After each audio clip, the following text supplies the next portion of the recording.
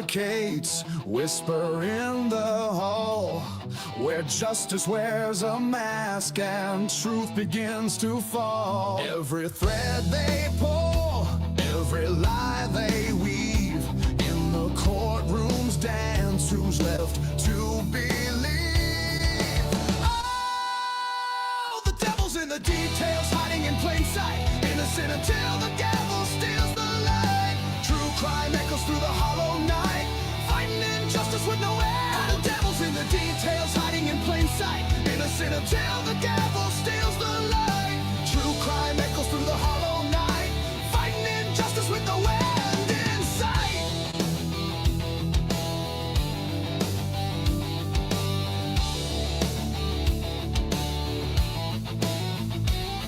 A photograph fades where the truth once stood. Blurred lines between the bad and the good. The scales they tilt with every silver tongue, while the broken cry for a song unsung. Black robes sway like shadows on the wall. One wrong word and the mighty fall. Who's a sinner? Who's a saint? The jury's out, but the verdict's faint. Oh, the devil's in the details, hiding in plain sight, innocent until the gavel steals the light. True crime echoes through the hollow night, fighting injustice with no end. The devil's in the details, hiding in plain sight, innocent until the gavel steals the light. True crime echoes through the hollow night, fighting injustice with no end in sight.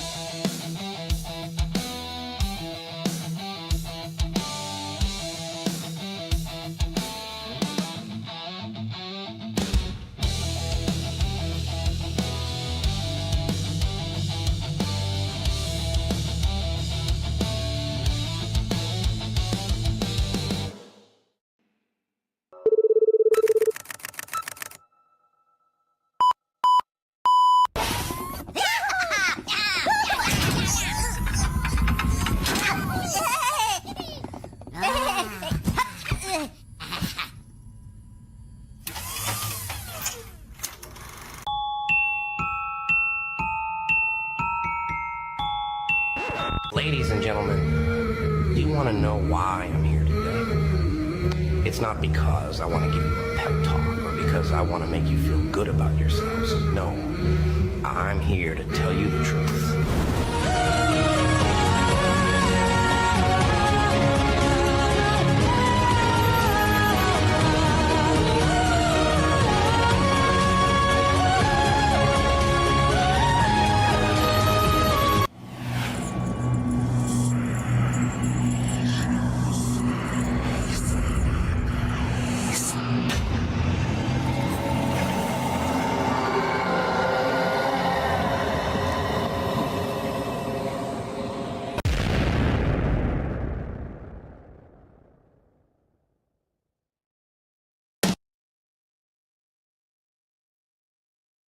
Well, hello there, everyone out there in YouTube land. It's wonderful to be here with you tonight. Let me get rid of that thing. Can you all hear me? May I have a 1 in the chat, please? Trying to make sure everyone out there can hear. All right. Okay. Good. Yay. We're rocking and rolling here. So, welcome to the den, everyone. Welcome to Devil's Advocates Sunday edition. While DA is away, the mice will play a little bit anyway. So, hope everyone had a fantastic Sunday. And it's always wonderful to be here with you guys. I'm just looking through here, looking for some names. I see we have Silence Unchained, of course. Welcome, welcome. Kimberly, welcome. We got Avery, 1-1, of course. He's in the house. He'll be up here in just a few moments. We have one of our awesome mods, S.E. Michael. Another one of our awesome mods, Amanda B. Amanda B also does a lot of our graphics work here on the channel, of course, as well as many, many, many other things. We got Sunshine in Notes. We have Ange K Crime. Looks like Star. Hi, how are you doing? We got Becca. Stickers. All right. Some of you folks I recognize like from our Discord and so forth. I know you guys are excited to talk some Luigi. We have some Luigi stuff to talk about tonight. We got a little Idaho 4. And whatever else, who knows what all we may get into. So we got Reagan McNeil. Good to see you. I'm not familiar a whole lot with that name. We got Lisa Marie. I'm scrolling back up, folks. I'm scrolling here. We have DL in South Carolina. And all right. Great, great, great. So, like I said, we have some Idaho 4. We have some Luigi planned for you. And please go ahead, like the video. Share it if you so choose. That would be wonderful. That really helps the channel out. And also make sure you subscribe to the channel because there's lots and lots of good stuff that is going to be coming your way this week and every week. So lots of things are kind of popping off. We have of course, Idaho 4. We have the suppression hearings for Luigi. Some things are kind of happening, I believe, behind the scenes with the Lisk case or Long Island serial killer, for those who may not know sort of the nickname, I guess you want to say, for it. So, but all right, and without further ado, I'm going to bring one to the stage here. There we go. How are you tonight? Your mic is muted. There we go. There we are. Yes. How's everyone doing in the den? How are you doing? Yeah, it was a busy day. Yeah. Very busy. Yeah. All right. I literally got in like 10 minutes ago. So Robin and I did prepare a bunch of stuff for tonight. You know, as she said, is Lee is away. Robin and 1-1 will play. So we try to bring, we've had a very heavy Idaho 4 week and a half. Yeah. It's just tons of different info coming out. I would, all these different videos, audios, whatnot. I know it's pretty interesting. Yeah. Even stuff with it doesn't exactly give us maybe specific answers to some of the stuff we still want, but even the stuff coming out about Murphy I find pretty interesting. Oh yeah. I mean, one of the things, I know we kind of touched on it a little bit last night, but maybe it's because I'm a dog lover. I really find the whole dog thing to be kind of fascinating because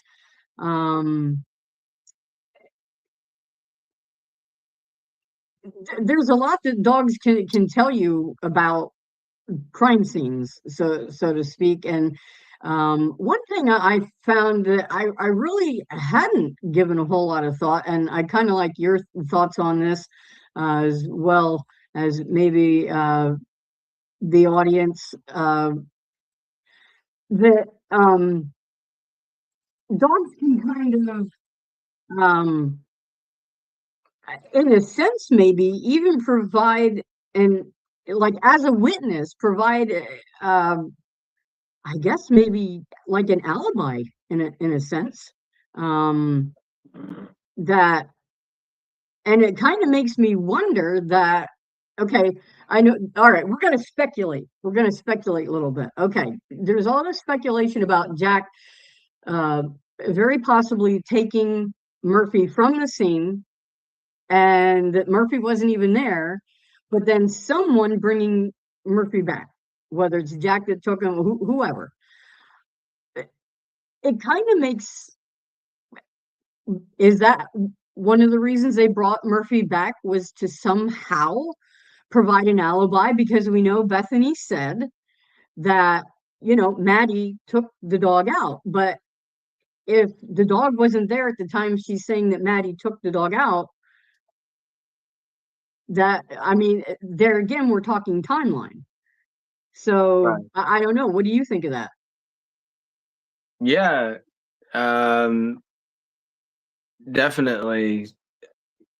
I think many people were just kind of keen on the they were all about the 410 to 420 or 417, right? When we start hearing Right, the dog bark and whatnot. right, And as Lee mentioned many times, I mean, I don't believe the state or MPD or anyone ever specifically said definitively, oh, that was Murphy. That was just kind right, of like thrown around uh, by mainstream media, social media. So right, we all know Kaylee and Jack shared a dog, so everyone's like, oh, right, that must have been Murphy. But yeah, right, you have to think I mean, this is like this is bigger than common sense. Murphy had no DNA on him, no blood, nope, nothing. nope, You get 4 people murdered, some blood all over. Although we know the crime scene was messed with, doctored, or whatever happened there.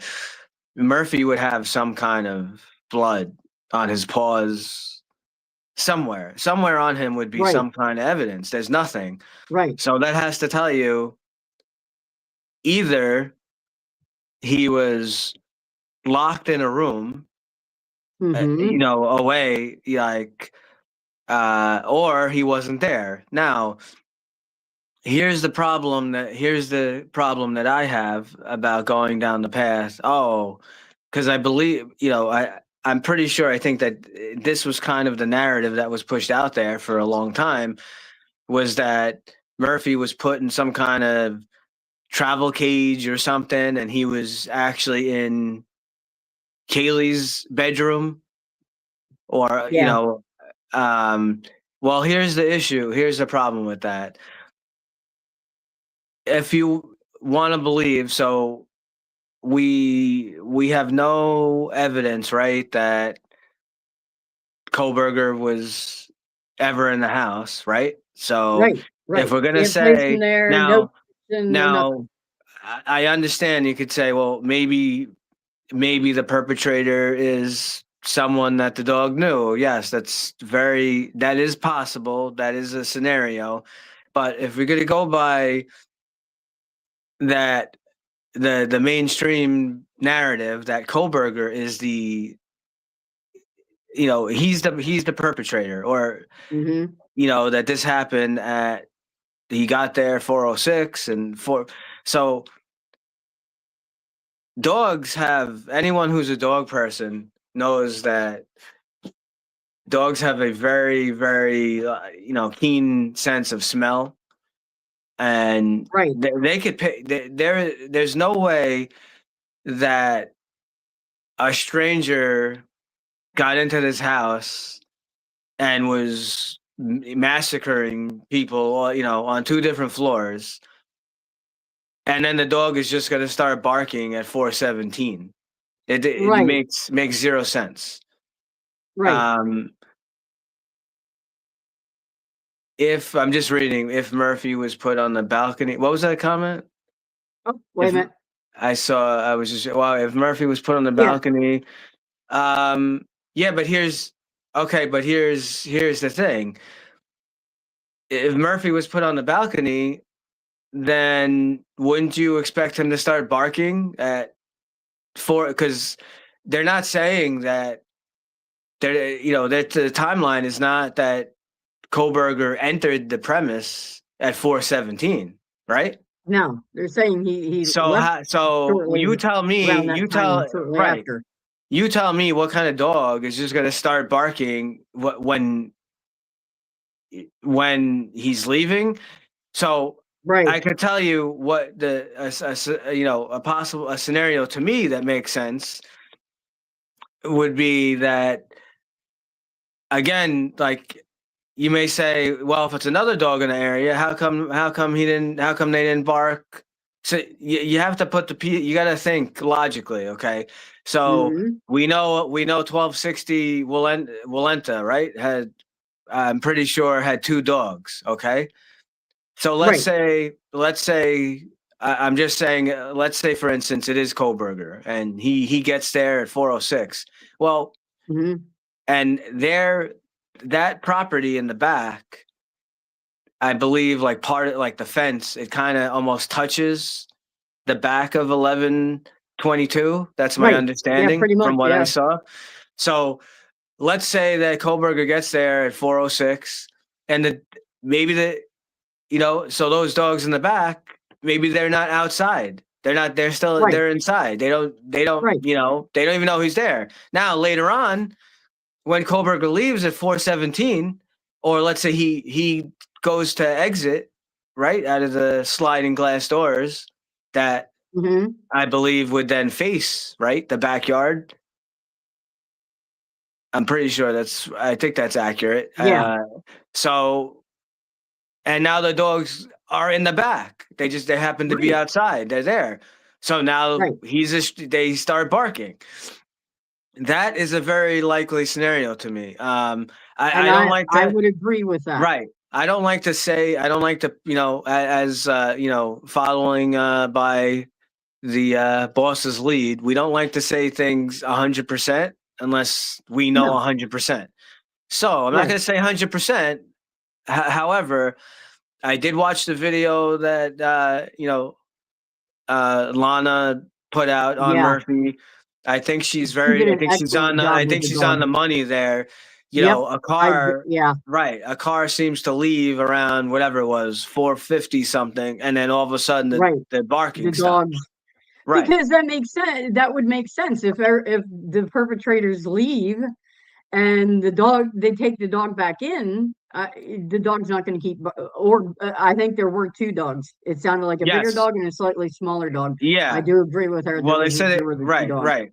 But So and my big thing is that, um, Murphy would have been barking pretty quickly with a stranger coming in. You know, like just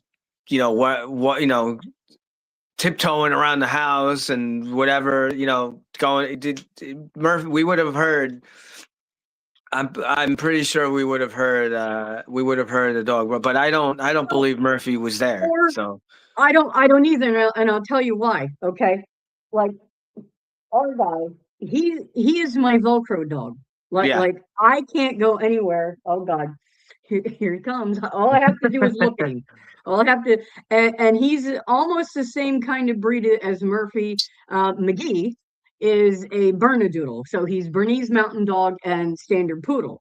Whereas Murphy was a Golden Doodle, Golden Retriever, and Poodle.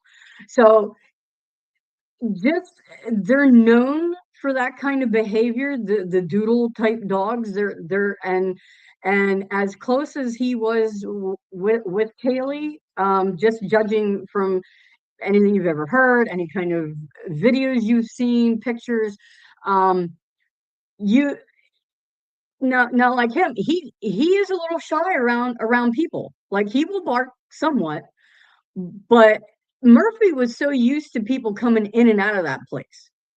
However, I'm sure that he followed Kaylee wherever she went, whenever she was home. right, That is the kind of dog that he impresses me as. And the same way with McGee. He follows me everywhere when I'm home. He works with me. I work from home, so he works with me during the day and right, everything. So even if such a traumatic thing had happened here at home, I know that if he was loose, he would have tried to get to me. And in right, that scenario, I cannot imagine that that dog would not have traipsed through the house in and out of blood or whatever. So I agree. I don't think that he was there at the time. So and retrievers, they tend, and he was part retriever. They tend to be very, very protective of their owners. As do many, many, many dog breeds.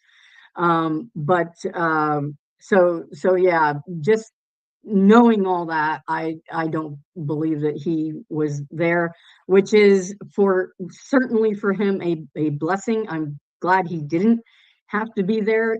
Hopefully that was the case, but you kind of and see, they had to bring him back because where else would the dog have gone? Unless they had tried somehow to say that he just ran away, and that would have been those are the only two choices they would have had, was Right. either to bring him Right. back or to lie and say that he got away, and Right. so, but And yeah, the weird thing too is, since Jack and Kaylee, they shared the dog, right? So right. if he had picked up the dog, like why didn't he just hold on to the dog, Well, right, but that would have placed him at the house. If he said, "Oh yeah, no, I have the dog," well, how'd you get him? When did you get him? Right. When did you pick No, the I dog get up? that. Right, right. No, it's just like a weird, right. It's just kind of an awkward thing, because obviously we know Murphy was brought to the house. So what is this? Right. There is one issue with it being interviewed a neighbor that Well, lives behind. He said they don't remember if he talked about dogs or not. hmm. Yeah, well, that's just it. We didn't have follow-up Yeah, no, there's one about the issue. dog. Yeah, So therein lies the problem. it's a female officer that interviewed. Vargas, I believe it Yeah, was. Yeah, Vargas. David Yeah, Vargas. Yeah. she did a horrible report, and she didn't really do much of a follow up either. So No. what's interesting, um, I forget, what is it? It was three of them and a female, right? But this is the female might have Hmm. been staying at a sorority house. But the issue, so the thing is one of the guys there says that it's kind of interesting. He gave a very specific 4:17 time. Um, Yes, I believe that was Simon. so yeah, so Yeah, I believe that was he Simon. says that 4:17 he got up. I'm guessing he has some kind of digital clock that wasn't really specified how he knew a time, and he hears the dog barking. Now, what's interesting, see, this is the interesting thing, is that where this, to me, kind of tells me that it's a dog at their house that's barking. And Uh-huh. why do I say that? Well, this is the same house that made noise complaints against 11:22 at like 8 o'clock in the 8 o'clock in the evening, 8:30 in the evening. So Right. if this is the house that's calling at 8:30 in the evening, whatever days it was, it's been verified that Right. there were noise complaints that came from 1260 Walenta. Do you not think that they would call 911 about a dog barking for, 4:15, Right. 4:20 in the morning for 50 minutes? Yeah, They're not gonna I call would. 911? Absolutely. So why would they? So think about that logically. What would be the one reason? What would be the one reason that they would not call 911? Because it's their Glad dog. you asked that. Right. It's your dog. And if it's like my dog, if I think there's like where we are, I live in rural PA, and it's not unheard of, even though I live in town, for coyotes to wander through, and bear, and Yeah. things like that. So if my dog was barking, that I might let my dog bark a little while to scare off whatever could be out there. Now, that said, noise would have traveled right up. I mean, the kind of noise that we heard, but you're not hearing that. Like DA says, you're not hearing that at that time. You're not hearing those screams. You're not, think about what you're not hearing. So, but you're Right. right. If it was your dog, you might let it bark, depending. So, Right. oh, here's a good. Now, Essie says I heard at some point that the Linda Lane footage, you can hear Jack say, "Put Murphy in the laundry room."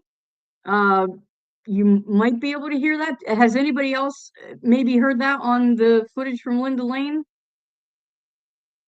I think I remember hearing something about that a bit.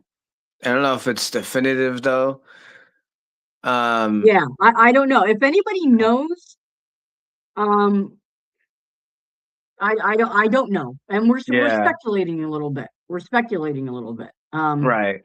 I'm So, not but really sure about that. Yeah. that's just kind of interesting that if you can hear that, but again, you would have to know Jack's voice in order to be able to be certain. And the problem, as far as we know, at that time of the morning, I believe he said he was asleep. But So, what would be, oh, so someone, I see the good question. What would be the reason the 1260 dogs were barking for 50 minutes? So we kind of, we kind of touched on it before.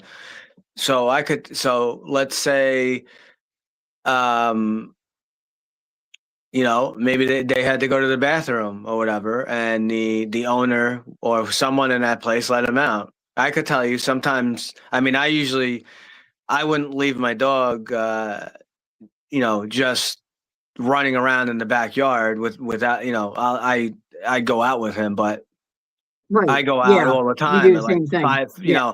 if But I some people don't. pretty much if I wake up, if I get up at like 4:30 in the morning to go to the bathroom, and I know he's gonna my dog's gonna get woken up. I mean, Right. he's more of a protective type. He's a German Shepherd, and it's a little different. But now I got up, I went to the bathroom. I know he's gonna have to go, so I go out with him in the back. But Right. you can Yeah. think of a So, scenario where they're just letting the dogs out to go to the bathroom, and and in that time, maybe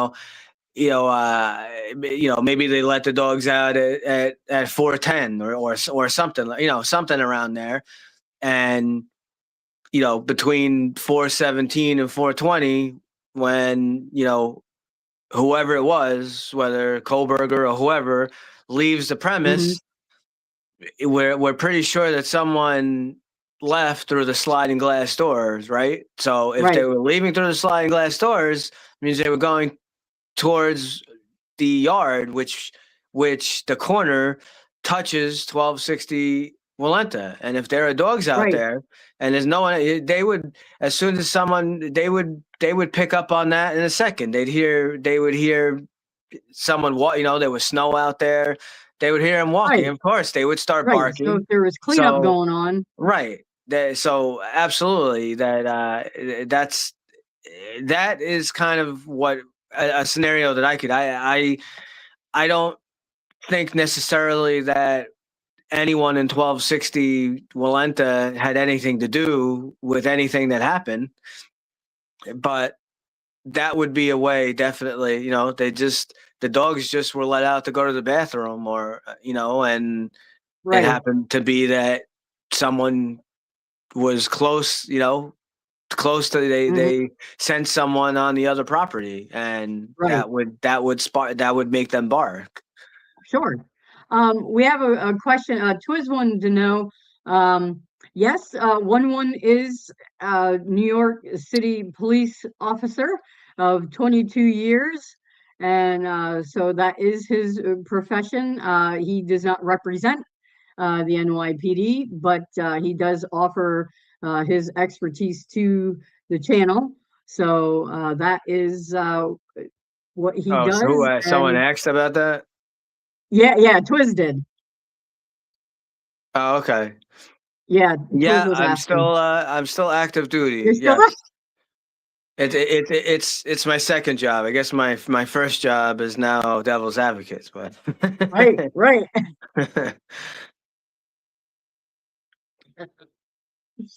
Okay. All right. So, did we want to move into Luigi now? I know, Idaho 4 is still the hot Sure. thing, but also Luigi is heating up. We've had these suppression hearings the past couple weeks, and there's a lot going on there. And so, leading into why I'm of course going over one's profession is he had some things he wanted to go over tonight concerning the Luigi case. So I will let you take it away and you just tell me what you want me to put up on screen there. Uh, sure. I mean, so we we figured that we would go kind of, well, I wouldn't say back to the basics, but sort of in a way. I've mentioned Terry stops multiple times, and Hmm. you know, some of you here who are true crime fanatics and whatever, I'm sure you know what that is. But there are many people who are like, "What the hell? What the hell is he talking about? What is a Terry stop? What, Oh, I like this. I like this. Look at that 1-1. I what's love that? that. Tag team for the truth. Can't see." Ah, Robin and 1-1. I love that. Thank you. I love thank you. that. Very nice. That's so cool. Yeah. Oh, so I saw, just on a side note. What is his name? What's his name? Twizzle. That's the guy that was on last night, right? Yeah, Twizzle stick. Yeah, Twiz. Twizzlestick. Yeah. So UX. So currently, I'm a lieutenant, and I work in Brooklyn. I cover an area of Brooklyn. So, Yep. um, so back to the Terry stop. Why? So Terry stops are extremely important. It has an effect on, you know, I would probably say thousands of cases all throughout the country every year. There's been numerous attempts to get to the Supreme Court and questioning Fourth Amendment rights, and we could spend probably 6 hours going through all the cases and going through all the case law and all that. But I wanted to give a little background on what a Terry stop is, where it comes from, what exactly what exactly it is, and then how is that relevant to the Luigi case, right? Um, so you could, I mean, I'm probably gonna, I will go through a little bit of this. I'll try to be relatively quick, and then we'll get some, if you guys have some questions and feedback. We're gonna do a few Yeah, different we can things. Just so go you back guys and know, forth. like, to give you a little foreshadowing, we're going to play the 911 audio after again, and then we're going to play the body camera footage. At least I know I think it's around a 2-minute video or so. And I can briefly give you kind of my intake on it, or how I would respond to that, Right. based on the info that I have and what I see, and we'll talk about all that, because the one thing that you have to understand is, in general, so a Terry stop, it basically just real in general, it gives officers the ability to uh, hold someone, which is, it's basically called a stop question possible frisk. It's not an automatic frisk. If they have reason to believe a penal law, a felony or a penal law misdemeanor has been, is about to, or is in the near, kind of goes along with about to, or is like kind of in the process of being done. For the most part, if something is probably in the process of being done, you probably will not be at a Terry stop. You most likely will probably go right to probable cause. Okay. And we'll touch on that a little bit. Okay. So how do you know? How do you know you're at probable cause? So before, if it gets a little confusing to people, probable cause, if we, first, an officer's on scene, if they visibly see a crime going on, I visibly see a robbery happening in front of me Hmm. across the street. Okay. I see the perpetrator is running. I Hmm. do not. That is not a Terry stop. That is not. There's no investigation. I saw the robbery occur, and I'm in hot. They call it what's called hot pursuit. And when the officer would make that stop, that would it would be a probable cause. That's Right. not that's not a Terry stop. So if you have the evidence right at that moment, okay, the immediate, it's basically that, what would be another like a simple thing. I'm driving with my partner in I'll say a sector Adam. So usually precincts are broken up into different sectors, Okay. certain blocks you cover. So say I'm in sector Adam with my partner. We turn the corner, we go down a block, and I see a certain individual is in the process of breaking into a car, right? He's got some kind of like crowbar, and there's either I see him break glass, or I see glass around him on the floor. That's Okay. probable cause. That wouldn't All be a right. terror. I don't need to do an investigation to arrest him. Like I'm actually witnessing him doing the crime. So that's how that would work. Now, where things get a little confusing to people, I would say probably because of TV, is that many people are under the impression that you have to read people their Miranda rights uh, once you make an arrest. That is not true. That is incorrect. I've been involved in hundreds of arrests where we never had to I never had to Mirandize anyone. Okay. Who would Mirandize that person? So I will explain. What do you mean? Was I involved in a legal arrest? Did I? No. Yeah, because Um, that's what you see on TV. Is yes. So I so will. so I'll explain. yeah. It's basically very simple. It's it's a very simple formula. Custody versus interrogation equals Miranda.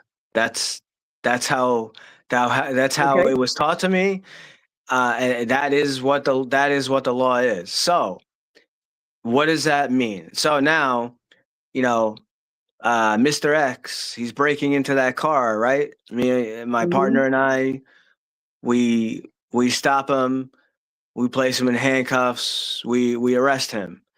I'm going to stop you just a second, Yeah, one because sure. you have trained officers.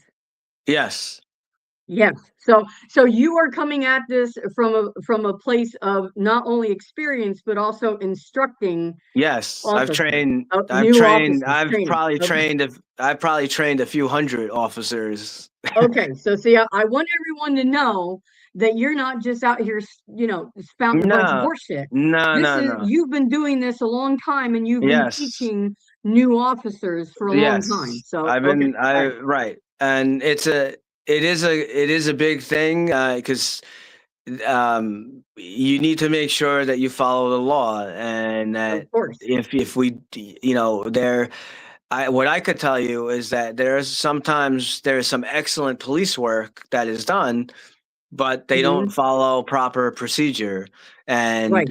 it's a shame. Like you may have an officer that happens to have amazing observational skills, Mhm. or say following, see something not right about someone or whatever, stops that, just one thing leads to another, maybe even, gets a gun out of it, recovers a gun.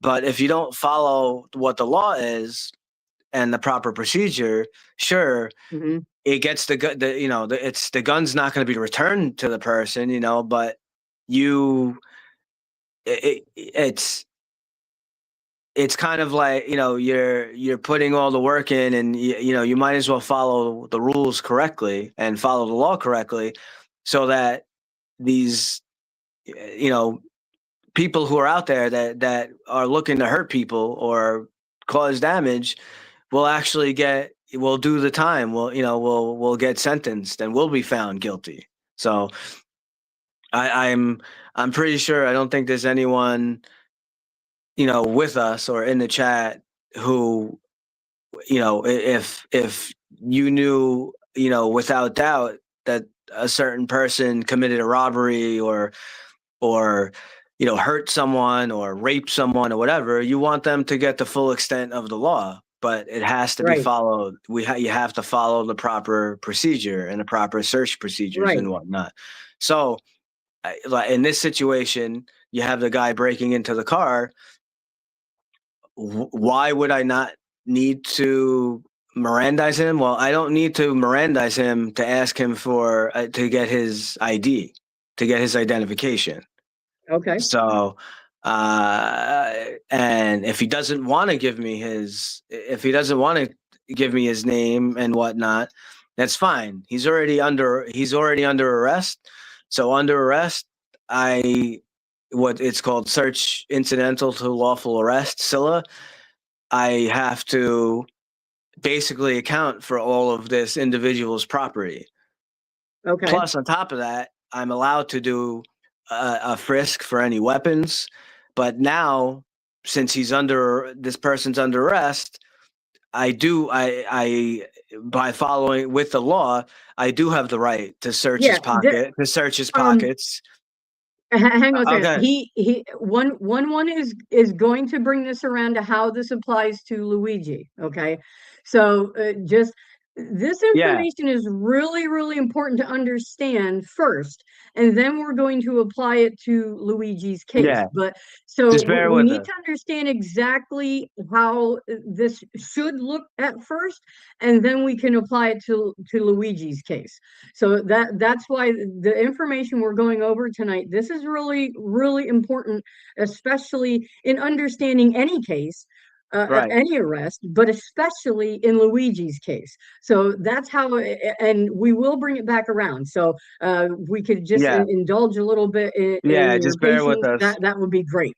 Right. Because it is a very, as you can already tell, this is a very, it can be a complicated thing, and that's why we are extremely lucky to have one because he has been doing this for a long time and can offer this perspective to us. So I just want to make sure that everyone understands that we are going to apply it to Luigi's case, but that this is kind of a little bit of back information to a little bit of education, which, as anyone who watches this channel regularly knows, that is one of the things that we like to do, is educate people about the law as well as the cases themselves. So, okay, go ahead, Right. Ryan. So let's get into the Terry versus Ohio, and I'll try to go through it as expedient as I can. It's okay. It's okay. Do you Yeah, want me to bring that up on screen? you can, if you want, the Wikipedia thing, the Terry versus Ohio. Okay. Whoop, Woo. that's not what I wanted. I was gonna say Here we that's not go. it. That ain't it. All right. So, and I'm going to share my screen. And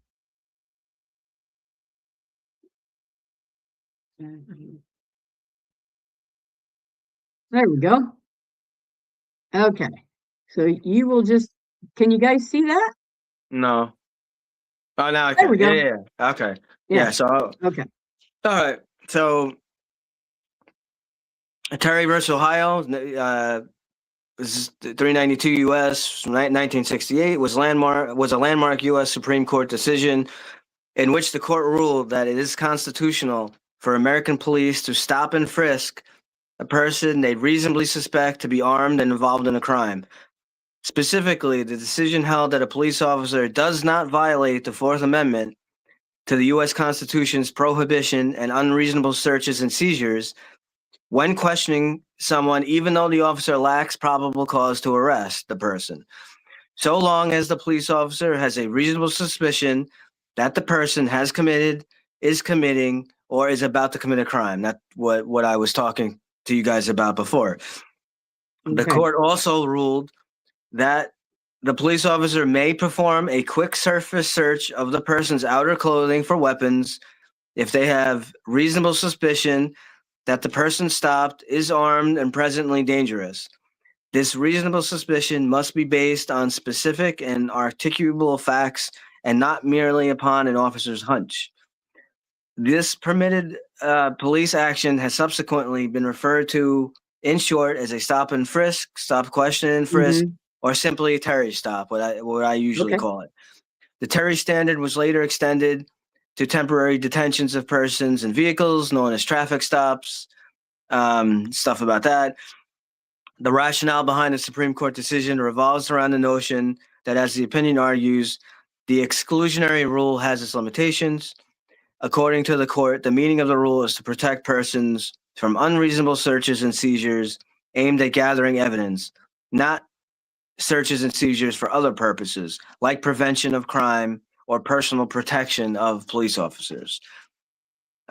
Legal scholars have criticized this ruling, stating that people's constitutional right against the use of abusive police power has been sacrificed in favor of a police purported need for a workable tool short of probable cause to use in temporary investigatory detentions. Critics also state that it has led to negative legislation outcomes and permitting instances of racial profiling. So it is an ongoing battle back and forth, since, for a long time, people have tried to challenge. I'll go into this a little bit more. Stop and frisk is a practice in which a police officer stops a person suspected of involvement in a crime, briefly searches the person's clothing for weapons, and then questions the person, all without requiring the person's consent and without enough grounds to execute a lawful arrest. All major American police forces routinely employed the stop and frisk practice. It was historically viewed as a low visibility police procedure and was largely ignored by commentators and dealt with ambiguously by most courts. In the early 1960s, several major changes in American criminal law raised the issue's importance.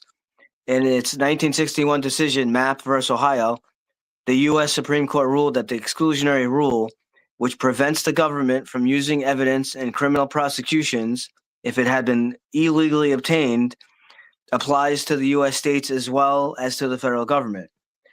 In 1966, the Supreme Court ruled in Miranda versus Arizona that the Fifth Amendment requires courts to suppress confessions that law enforcement personnel obtain without first providing certain specific legal warnings to an arrestee. Stop and frisk quickly became a popular topic for law review articles. Several cases forced state Supreme Courts to address the practice more directly, such as the Supreme Court of California's 1963 decision in People versus Mickelson. So this is the basic. It's a short thing of what actually happened, and then what was the actual Supreme Court's decision. All right.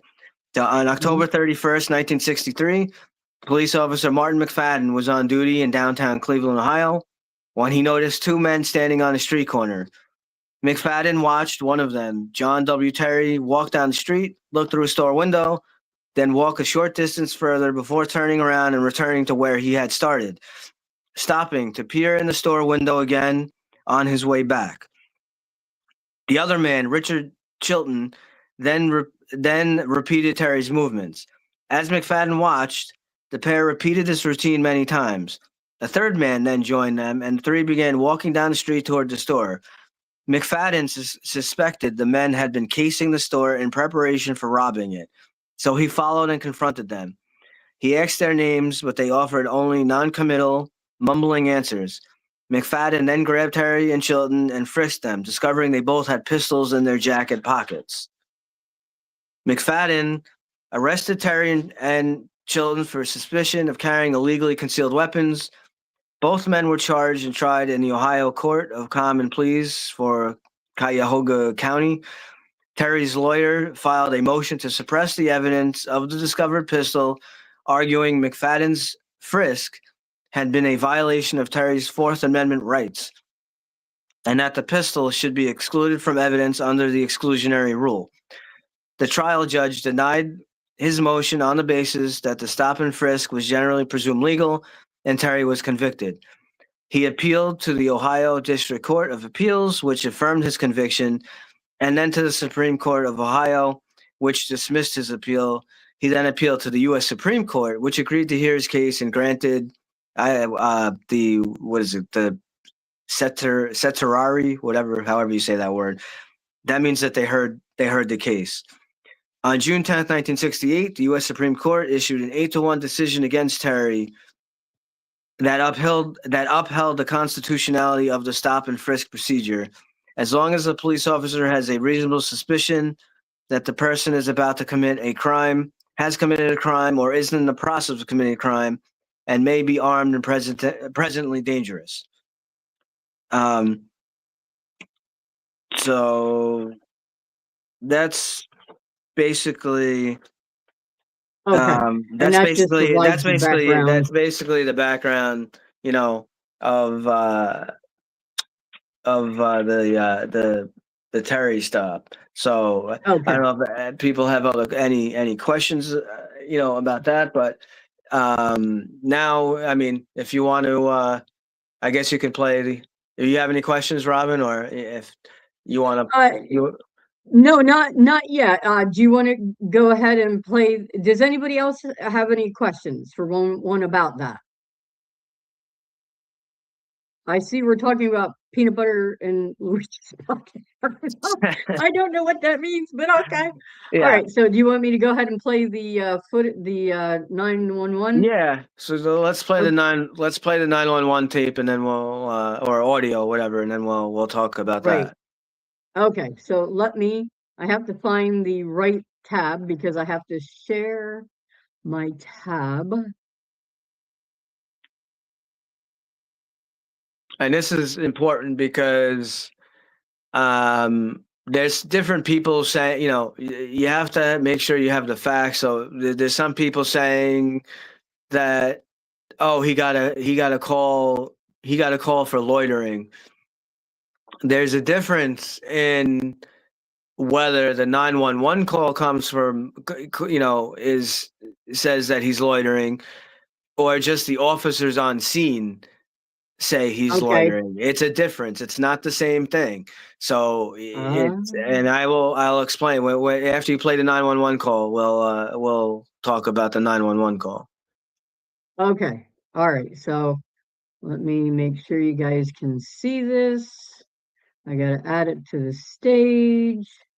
And then here we go. Make sure you guys let us know if you can hear this. It's not really an emergency. I'm a manager at Plank Road McDonald's out here on the Boulevard. Okay. And I have a customer here that some other customers were suspicious of, that he looked like the CEO shooter from New York. Okay. So they're just really upset, and they're like coming to me, and I was like, well, I can't approach him, No, of course not. All right, honey, what's your name?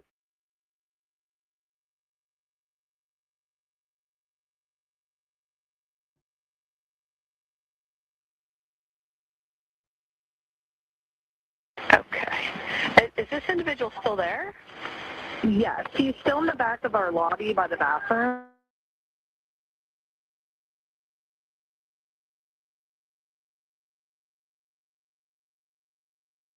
Let me run back to my security camera.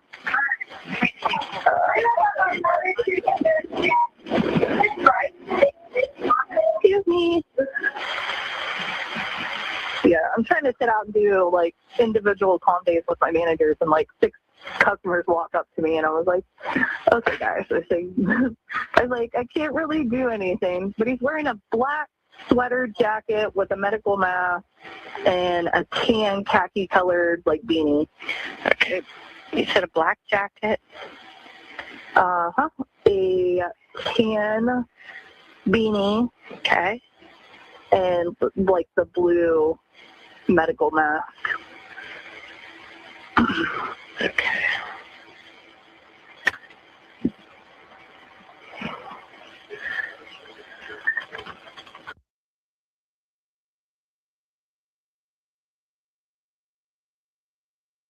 Oh, did it Okay, freeze? that's it. That you're Is it? Oh no. police officer? No. Or shot the CEO. He shot the CEO. Okay, I got you. Yeah. I got you. White male? Yeah.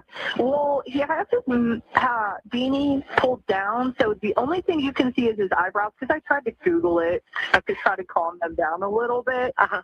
And I'm like, guys, it's kind of hard to tell with his eyes and his eyebrows. I was like, I don't know what to do here, guys. No, you're fine. You're fine. And then I tried to call the non-emergency number and just kept ringing. So I was like, Yeah, they don't always answer that. If they're on another line, they won't answer it. How about like height and weight and stuff? Is he taller? sitting down. Okay. So when I was trying to like look into it, he's kind of like mid-height. And my registered lady, when I was like trying to be non-discreet about it, she's like frantic, and she's an older lady, and she's like, I just don't feel comfortable. Oh my heavens. I was like, I mean, I hope she's wrong, but it does happen, sadly enough. All right. How about weight? Does he look like he's heavy, thin? He's wearing a big, thick hoodie, so I did. So he kind of just looks like mid-weight. Okay. But like with the hoodie on, it makes him look heavier because it's obviously cold. Okay. Does he have a vehicle description, honey? I don't know. Okay, that's like okay. I said, I'm sitting in the opposite corner of my lobby trying to sit down with my managers to have like one-on-one time with them. Yes. And everybody's just like running up to me. And Okay. I'm like, okay, guys. But it looks like he has either a CVS or a Walgreens bag in front of him.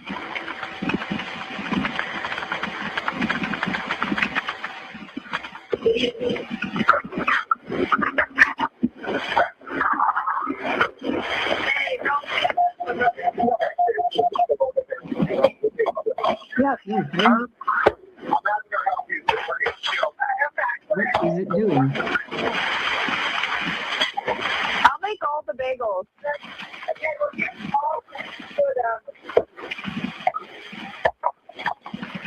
Here's the other clip. Taking 4 bagels. One of them's no butter. That's funny. The end of that's kind of funny.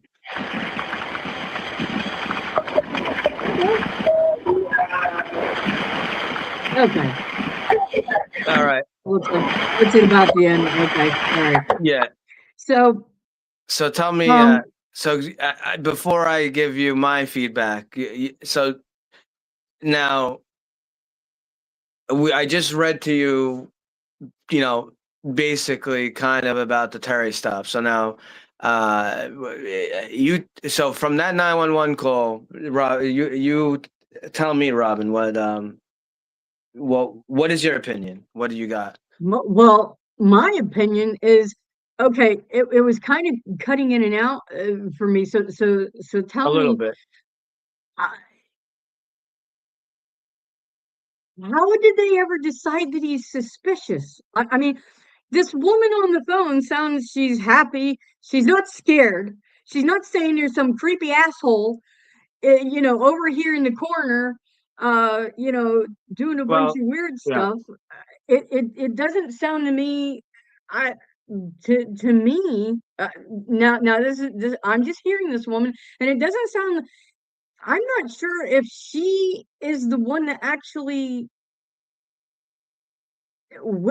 Like I said, it's cutting. My speaker was not cooperating, so it doesn't sound to me like she was the one that mainly kind of saw him, or I think she, she might have taken a gander over and looked, but she wasn't the one that initially. right, So I took some notes on the call. So there were six people right. there were six people that went up to her that gave her the info. But what else? You gotta what else you feeling? I, I, And I could tell and then I'll tell you my analysis. okay, yeah. I'm just now. I know we have a lot of the folks that follow this case in the chat, and Mm-hmm. I love that. So I'm going to get a little bit educated here. I'm sure, especially by you and others who have like super been focused on this case. To me, what what is it? You're saying what six different people went up to the manager and Yeah. said, "Hey, we think this is him." Right. I don't know. I'm just not confident that they they had any right to do the crap they did. But that because so my layman's uh that's how I feel. All right. Does anyone in the chat want Yeah. to give any Silence Unchained questions? said that she thinks it was all paid by the feds. Uh, let's see. Hang on, let me Well, scroll up a little that's bit here. yeah, that may be possible, but but specifically though, we're just talking about the 911 call right now. Right, yeah, we're just going to talk about the 911 call. Definitely not loitering. No, because he was eating, right? He had purchased food, Right. right? Well, Uh, we're gonna watch the body camera in a minute. I just wanted to discuss the 911 call first, Okay, okay, and so then give you go ahead. and then give you my input. But I wanted to know what you thought, Robin. So I okay, I just so don't, especially because if she's not the one that really witnessed this, I mean, I probably would have well, said something on the phone of, what is, I- as the dispatch, I did used to do some dispatching. Okay, I did okay, this many moons ago. I would have had a lot more questions like, well, is he causing a problem? Is he, yeah, I mean, because anybody can say, well, this dude looks like so and so. Oh, okay, but is he causing an issue? Is he harassing the other customers? Did he right, try to steal the food? Did he, whatever? As a dispatcher, I would have had a lot more questions for this person on the phone yeah. before I sent anybody Um. out there. Mhm. So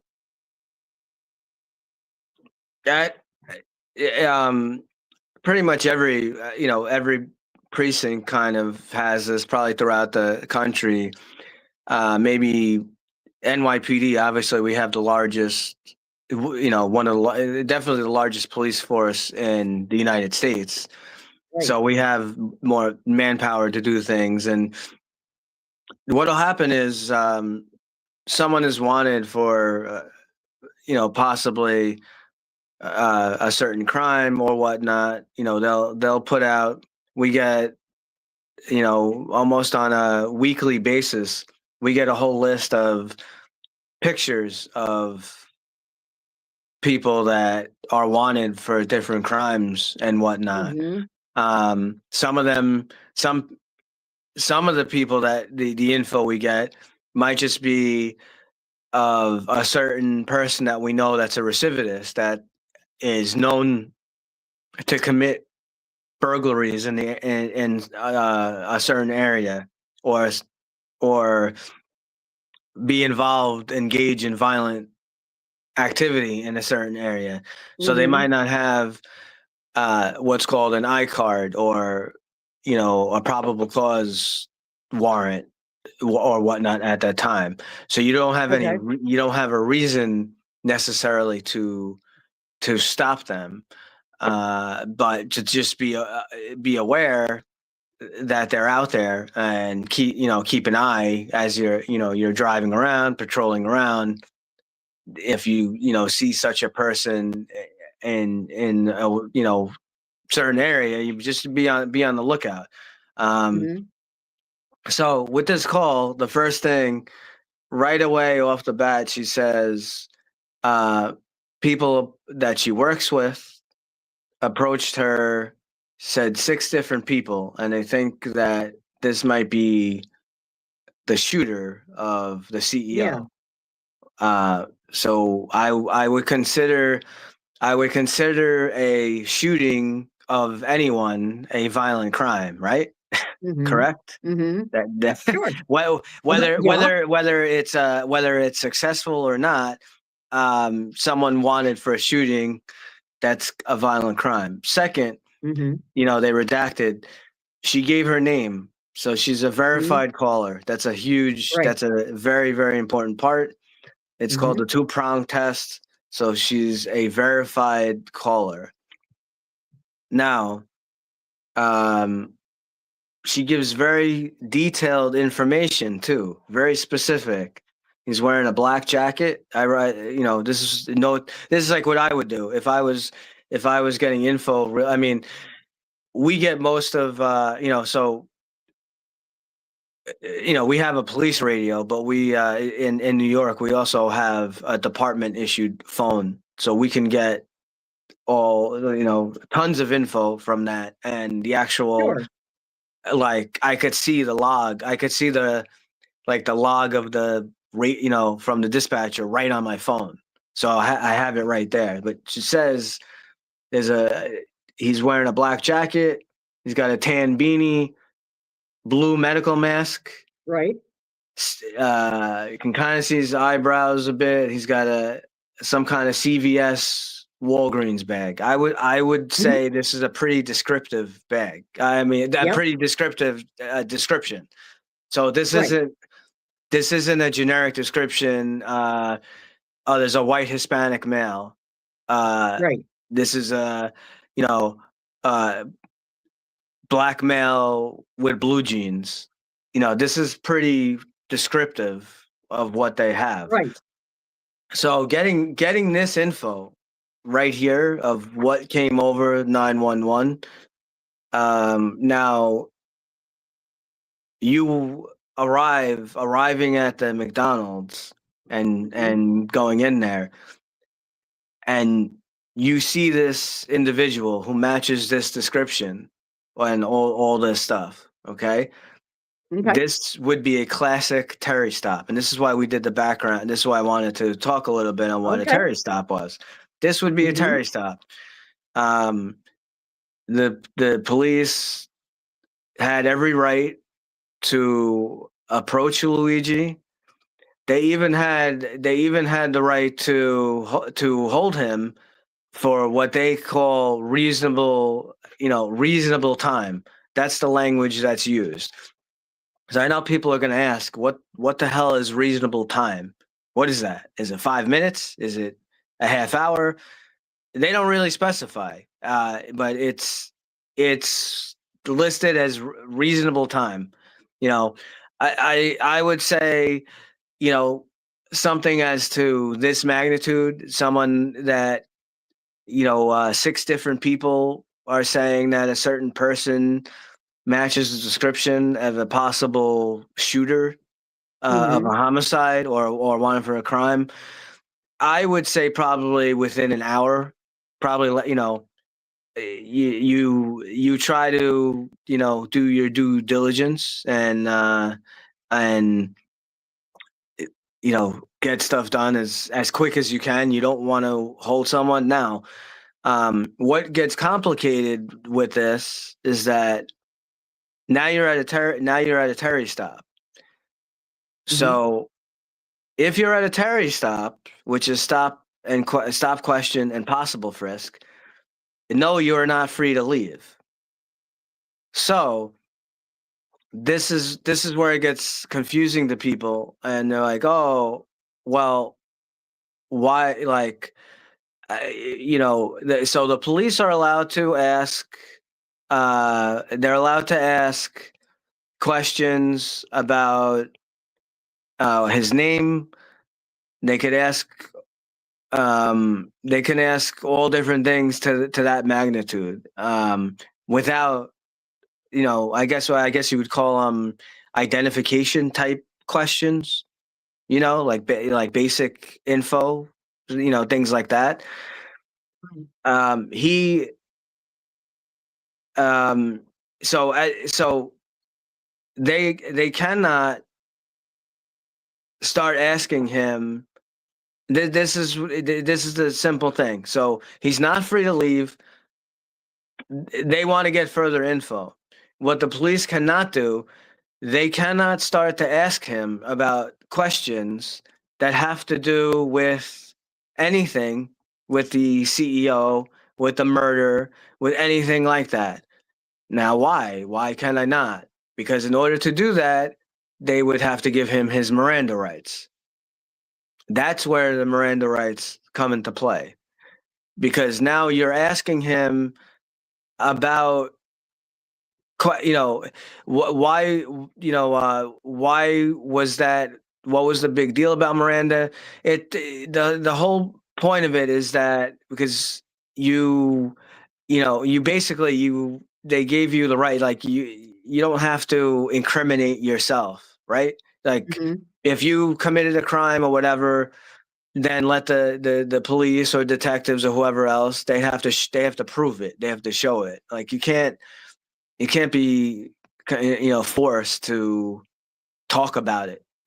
You can willingly talk about it if you want, but you would have to waive your Miranda rights. That's when Miranda would have to be given. So again, the easy formula to go over, where what I basically said before, it's custody versus interrogation. That's all you have to remember. If you have custody plus interrogation, you have to give Miranda rights. It's very easy to remember. And what you have to remember, because the issue is that many people, due to TV or whatever, what they watch in the movies, they think that custody means that you're under arrest. No, it does not. If you're under arrest, yes, you are in custody, but you're also in custody at a Terry stop. So that's why I'm explaining it. Okay, so like there are different levels of custody. Am I understanding that correctly? Yes, and Okay, I'm going so to there's different levels of custody. Okay, and I'm gonna go over that after we watch the body camera video. I'm gonna go over that. So now, what happened is that the U.S. Supreme Court made the decision on the Terry stop, and that affects every state. But the states, other than specifically the Terry stop itself, they have their own somewhat little like difference in laws and whatnot, and different levels of of engagement of the police. So we will go over, and I'll explain specifically what Pennsylvania has with Terry stops. When I guess it'll be good to watch the body camera now. You want to pull that up? okay, yep. Let me pull that up here real quick.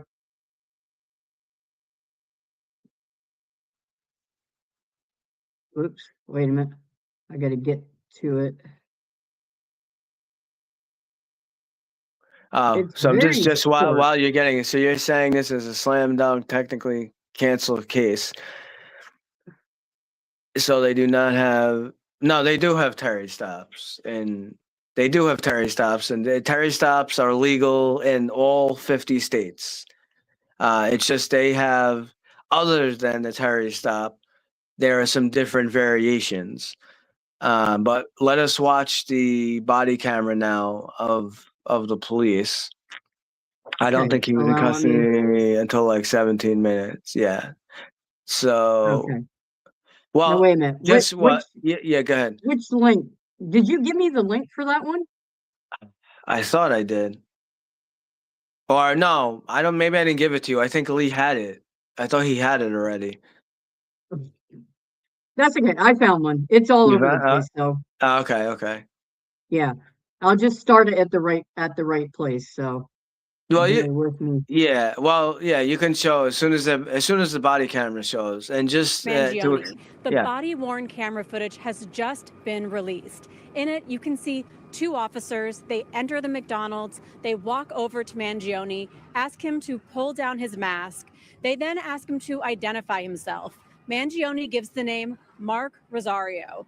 The police officers run that ID. This isn't the one I wanted. Hang No. on a second. Yeah. No, let me get out of this one. You could. It should be there. Yeah. Yeah, let I me thought pull you it up. had it. Yeah. Yeah, well, so did I, but you know, it We'll get wouldn't it. be We'll get devil's it. advocates if we didn't have, you know, Yeah. if we What? didn't have a snafu and I pulled up the wrong thing. I mean, you know. Yes. So I will silver. I'm sorry. Silence Unchained. Yes. That does Where come. is I'm it? reading in the. I'm reading in Yeah, the chat no. there. Where Yeah. did he?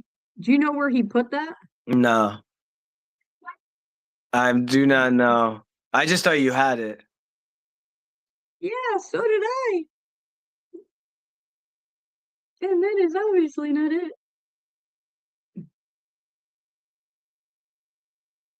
Hang on. Bear with me. Answer some Yeah. more questions. I'll find Okay. it. Well, yeah. So I see Silence Unchained. You're saying, first of all, point out he's cornered. Yes, we'll go into that. That definitely comes into play. How the cops are positioned can lead someone to feel that they are not free to leave, and then that would go to the Terry stop. That they're in. They jump to the stop and question, and again, once you Here it is. get to the stop and question, and possible frisk, now you're a Terry stop.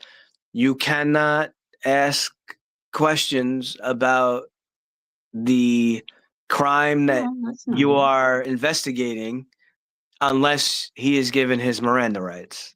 So that is absolutely correct. Okay. All right. I think I have it now. I think.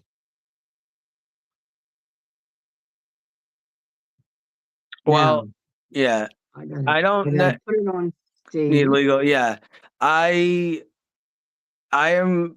Yeah, well, if we could watch the, if you get did you get it or no? What? Yeah, I'm pretty sure I have it. Okay, yeah, you could play it. There we go. Okay. Now I gotta add it to the stage. There we go.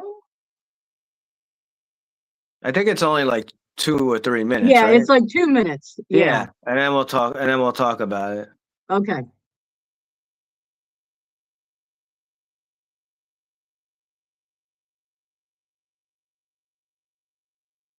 Okay. Yeah. Okay. No, it's fine. It's on. So what's going on now? There's a 60-second buffer. Right. So it should show about a minute in, you'll hear audio, and that's because Right. from when the officer activates his body camera, it's always going to show 60 seconds back. Okay.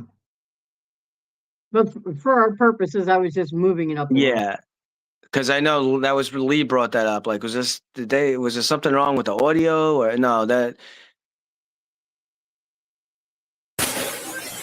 See that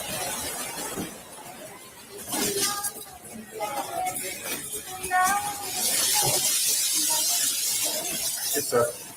How you doing? Can you put your mask down real quick for me? Yeah, sure. Appreciate it. Thank you. Okay. What's your name? Mark. What is it? Mark. Mark? Yes, sir. Mark what? Rosario.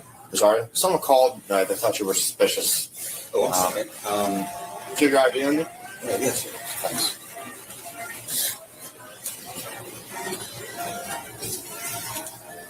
Thought she looked like someone guilty to. You want to run the camera? Player 6, 27, 29 out of New Jersey.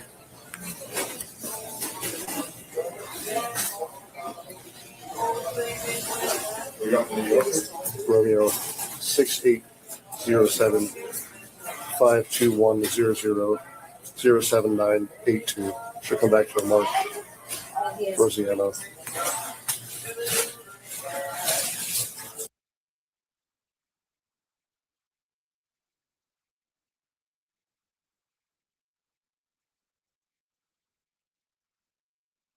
all right?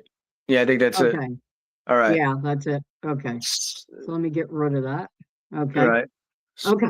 So tell me what you. I mean, we don't have. There's a lot more that happened after that. I know. So we're kind of discussing what we saw. Right there with the body camera. So what did you take? What did you feel?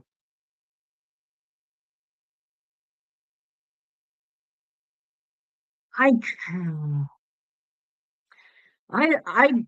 just, I guess it was fairly straightforward, but so in Pennsylvania, he does not have to give his correct name or anything, as I understand. Is that correct? Well, so the initial 911 call said that he's a suspicious male and he may be wanted for this Right. shooting, right, of a CO. Right. So really that's suspicious means nothing because he's not like that word shouldn't have that shouldn't have even been said. It should have just been like they think that they might have seen someone that matches the description. He's not really doing anything that's suspicious. So No.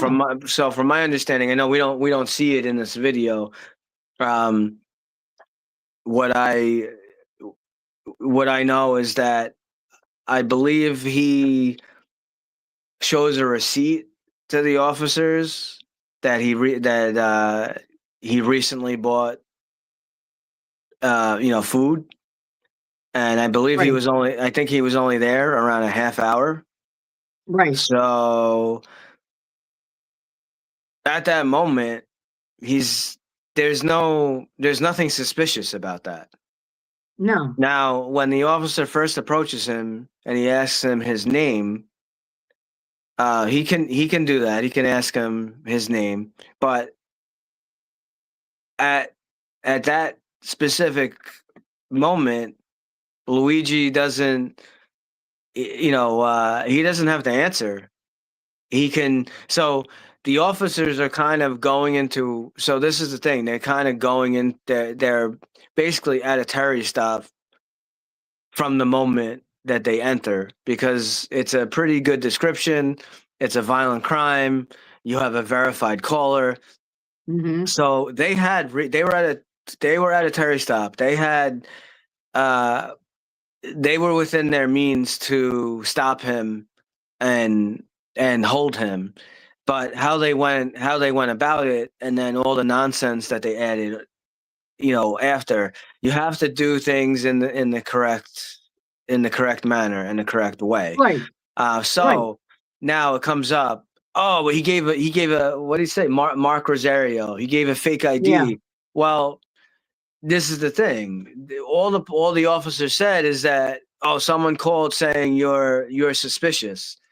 In Pennsylvania, if you're not, you know, if he doesn't know that that there's an investigation going on, he doesn't need to give his real ID, right? No, that's what I mean.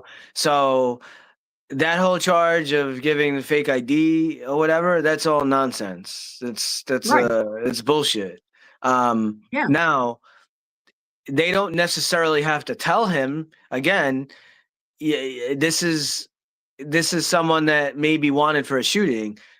They don't have to tell him that, oh, we got a call that you might be the shooter wanting for, you don't, the officers don't need to tell him that info, because that would put them at undue risk. That could jeopardize their safety. What all they needed to, they could say, you know, if they wanted to try to get more accurate info, they, you know, people lie all the time to the police. This happens a lot. They could have just said, you know, we have, you know, there's an investigation going on into a few things or whatnot. You don't have to give him specific details. You don't have to tell him, and I wouldn't tell him. You're not going to tell if you think that you have an individual in front of you that might be wanted for a possible homicide or a shooting or a violent crime. Hmm. I'm not going to tell them that I think I have reason to believe that you're that person. I don't know. I haven't checked him yet. I don't know what he has on him, right? He Right. could have a weapon right in his waistband. Why would I jeopardize my safety? So you're not going to say, "Oh, you're wanted." You know, you're wanted for the shooting in New York of that CEO guy. Right. So they're not going to say that. Because you don't even know if it's him. Right. You're just there for a suspicious person, right? Well, they said suspicious. He's not really. Is he again? I don't know why. I don't know why she even said that. He's not suspicious. Suspicious No. really has nothing like. You can forget that that's even there. He's not. He's Okay. not doing anything that's suspicious. No. But That's yeah. so I know some people are like, oh, they had no reason. They had no reason to stop him. He wasn't suspicious. He was eating. He showed a receipt. That is true, but that's not what the whole 911 call was. The 911 call wasn't that, oh, there's a guy that's just suspicious. Oh, there's a guy Right. that's It was because loitering. he The looked like 911 call, yeah, part of it was that he was suspicious, but I don't even care about that part. The main part okay. was that 6 people are saying that he looks like a possible shooter from New York, and with a Okay. very, very detailed description of what he's wearing, a CVS bag he has with him. So they absolutely were at a Terry stop. But how Okay. they handled it was not correct. So I got some info here, specifically that relates to Pennsylvania Okay. and Terry stops, investigative, what they call investigative detentions. So Pennsylvania follows Terry versus Ohio very strictly, and in some ways more protectively than many states. So this is what I was telling you, that in different states there are different levels of engagement that the police have with you. So the Terry stop in itself may be the same, but there are other nuances and other things that go with it that they allow the states, I guess, to make their own decision on. Okay. So in Pennsylvania, officers do not have to tell you. So this is in Pennsylvania. Officers do not have to tell you that you're under investigation. In Pennsylvania, just like federally, Police do not have to say you're under investigation. They do not have to name a crime. They do not have to explain their reasonable suspicion on the spot. Courts only evaluate this after the fact in suppression hearings. Pennsylvania has 3 levels of police-citizen interaction. The PA courts clearly distinguish 3 levels. So the first level is called mere encounter, consensual. So you are free to leave. No suspicion is required. No ID is required. Officers often do not clarify this. So how you would get, so if you were in Pennsylvania and the police have you stopped for anything, and you ask, you could just ask and say, am I free to go? If they say you're free to go, you're at level 1. You're at mere encounter. Okay.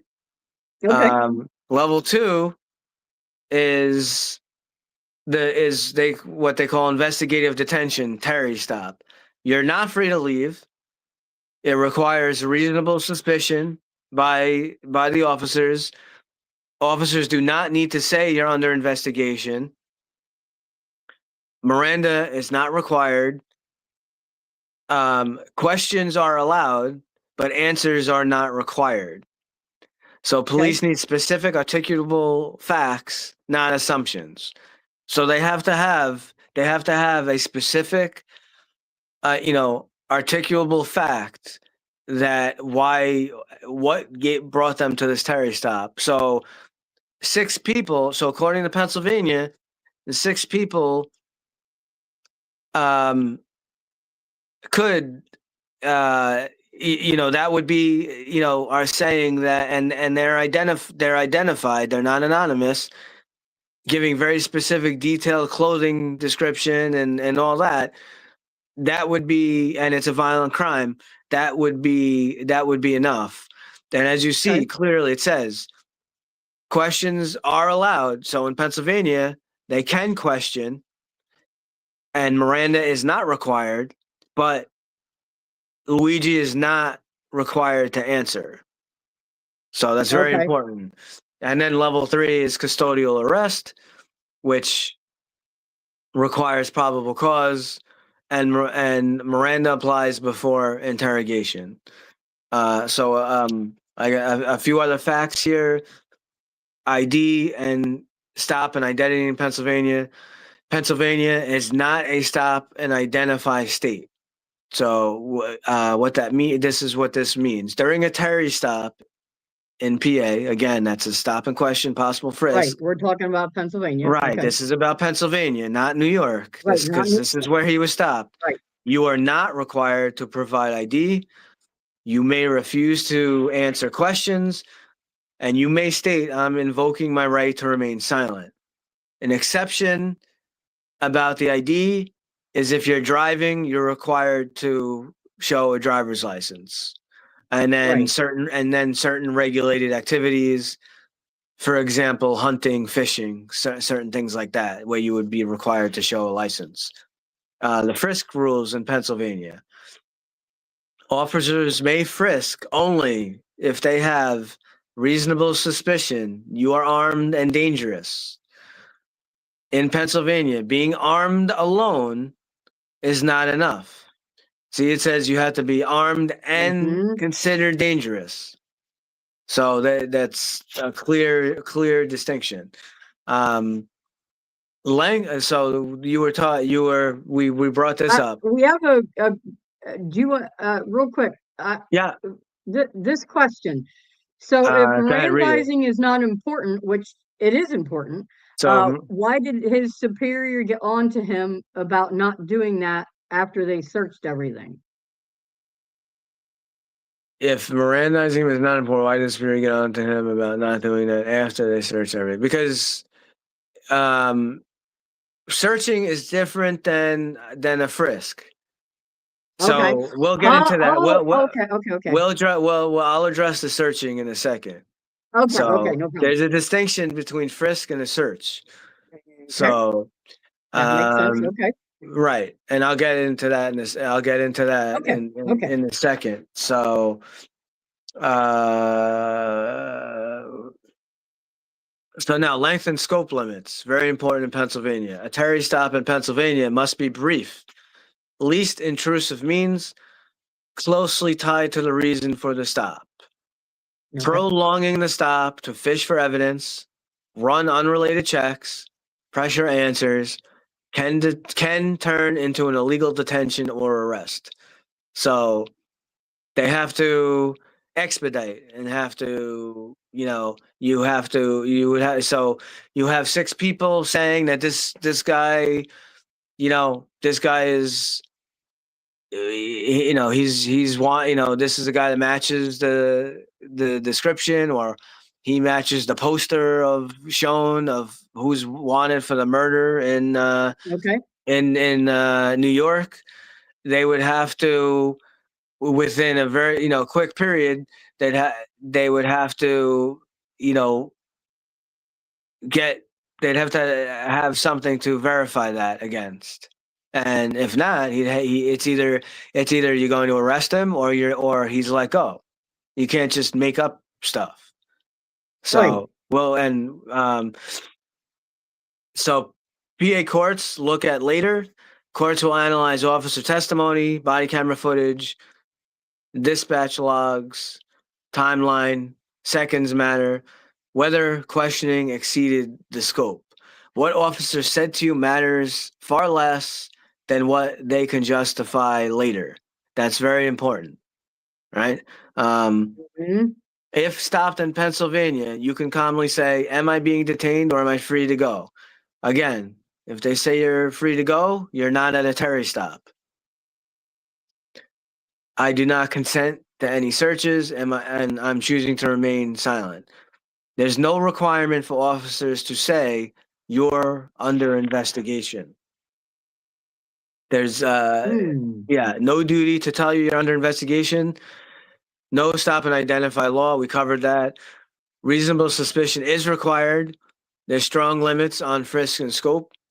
Courts scrutinize Terry stops closely. So that's basically in a nutshell the very specific info on Terry stops for Pennsylvania. So now there's a few things here. So Okay. why would the officer, uh, when they were doing a search? Well, here's the thing: if you're searching, then he's under arrest. That's and if you're under arrest, right? Now, if you're going to question him about the crime, you got to give him Miranda warnings. It's a whole circle. It's a whole thing. So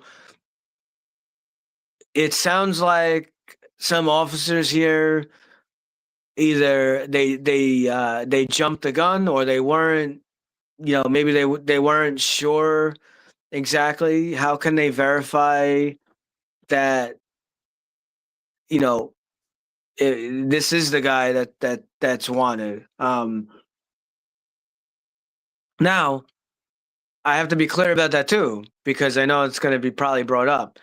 I say the guy that he was wanted. I'm just saying in general, the person who we see in the the person who we see in the video who allegedly did the shooting, right? Mhm. Because we don't know that it was Luigi. There's a difference. There's a Yeah. difference if I have a wanted poster that says Luigi Mangione, right? Right. This is Luigi Mangione. He's wanted for murder. He's wanted for robbery. That's different than just saying, "Oh, I think this guy matches the video that I saw," Right. right? Because you don't know who he is.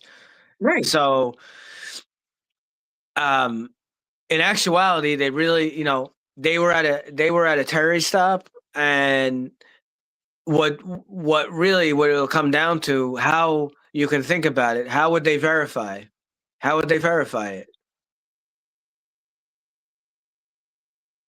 I'm asking you. I like, what do you? You're- How would they you're- verify that this is Oh, the guy in you're the asking video? me. Oh, Yeah. I'm sorry. Like, what would they do? Okay, so they asked him for ID, but that's Right. still not going to help them, okay? Because we don't know the identity Right. of this shooter. Right. So you're going to have to start asking questions, and at that point, he doesn't have to answer, but he may feel like he has to. Right. That would be the only way but at that point, I would think again, because of everything you see on TV, if you're going to start questioning someone, you have to Mirandize them. But now, You this is don't. all good to know, people. Yeah, This you is all don't. good to know. You don't.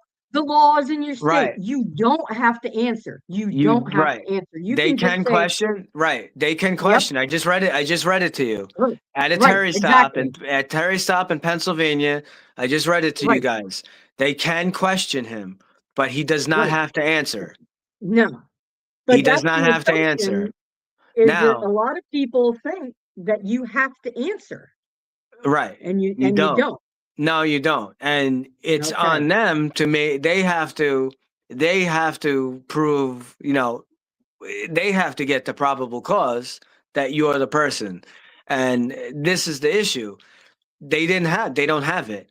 They didn't No, have it. They did not have it. no. So the They the had problem is you can't use, and we've said this is a common, a term that we all know in the legal land of the law, fruits of the poisonous tree. You right. can't do a search of his bag No, and then say, oh, we found, a 3D printed gun. We found, a manifesto or whatever, we found this, we found that. not even a manifesto. It's a Right. freaking journal. Right. Journal. We found whatever you find, anything in Right, there anything. is that you can't go backwards. Like No, what they really had, I'm telling you from my perspective, they had definitely reason to stop him. They absolutely. Don't worry about I know the suspicious part of the 911 call means nothing, but the other part, okay. they definitely had reason to stop him. Do I think they had enough at that point to arrest him? No, they No, don't. No, I don't. What should have happened was they had him held for reasonable time. They should have contacted, whoever they had to whoever they contact that they're, in their jurisdiction or whatnot. And, it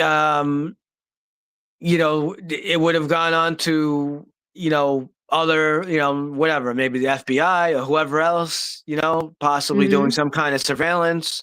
They did not have enough to arrest him. This whole thing, my whole main point of this whole thing, from my opinion. I know doesn't mean I'm accurate. I'm not a lawyer, but I have 22 years right. of experience on the street in NYPD. Now, we do have some little variation and some differences in New York, which is why I wanted to specify the rules for Pennsylvania. But in Right. my opinion, in my due diligence, in my opinion of evaluating what I've seen, that was not a lawful arrest. And I do believe they had a lawful Terry stop. I do think it met all, the points and identified, it's not an anonymous caller. It passes that. It was a just very, very, descriptive, description of the clothing. It wasn't like, just a basic. They had every reason to approach him. They had every reason to stop him for a reasonable time.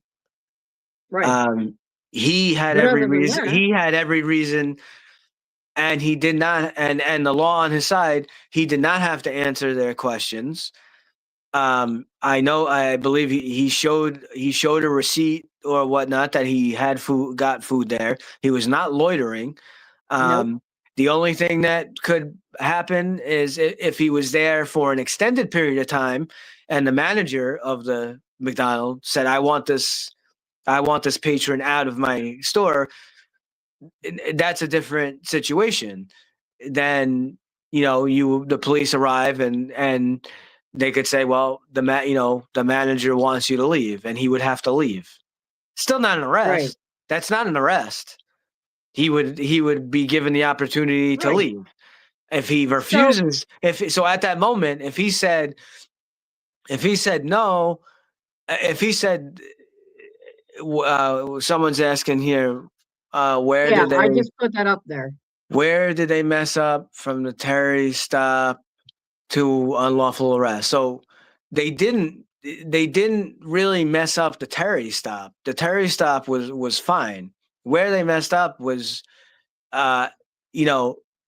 basically just like jumping the gun and eventually like arresting him and then going through his bag, searching him. Well, That I guess that's where, because they separated his property from him, right? right. So that they shouldn't have done that. No. Is that correct? Yes. Once you're separating his property from him, now you're at a point of he's not free to go, and you're kind of safeguarding his property. So it's like, okay, so that's when you get into the unlawful search. right, and I'll get you right, and I'll explain even further from the 911 call that they gave. Right, again, is shooting. I ask you, I ask you, Robin, is shooting someone a violent crime? Yes, sir. Right. This was, again, it was an identified caller. Description was very, very descriptive. Violent offense alleged. They had every right to stop him. They had every right, if they felt indicative to do so, because they're at a Terry stop, they could have done a frisk on him, on his immediate, on around, On his person. on his person. Why? Because there you have so really 7 people, because it's 6 people plus the manager, right? So you got 7. Right. You got 7 people saying they think this person is wanted in a violent crime.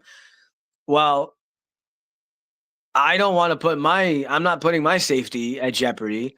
You absolutely can do a frisk of this individual, and that would be upheld. But a frisk on his person, and a frisk means his outer belt area, clothing, the outer of his pockets, not his bag. His bag is off limits. You cannot check. You cannot.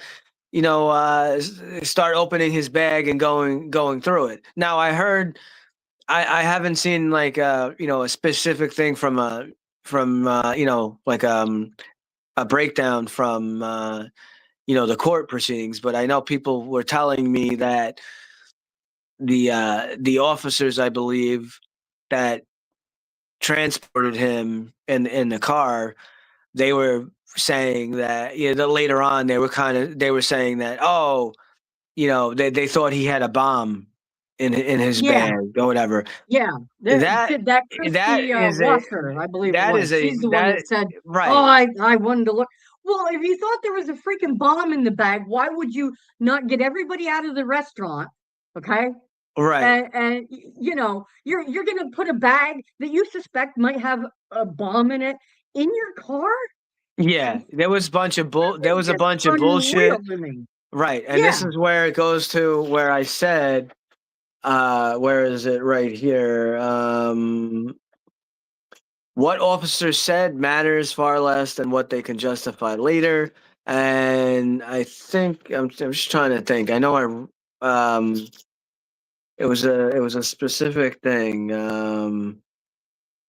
don't know. I don't remember where it is, but they can't just add in some random nonsense what they're basically doing, they're saying they thought there was a bomb in the bag because that's one of the exceptions of Hmm. the Fourth Amendment. Right. So again, if I had an identified caller or an identified person, like like in person, comes up to me and says, and I'm at a bus depot or I'm at a train station, and Hmm. says, that person right there with the red hat, I saw wires coming out of his black, that he has that black bag.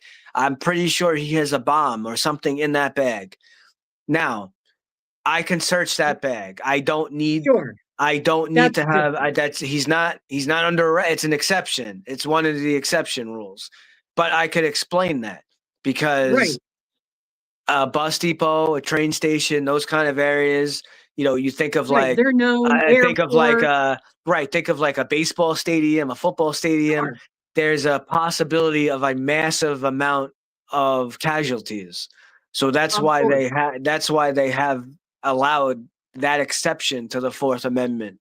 But Right. that is not what occurred in this case. No. So yeah, Silence Unchained asks if the arrest is illegal. What did you say? So if the arrest is unlawful and the search is illegal, then all needs to be suppressed. Correct? Yes, I am in agreement.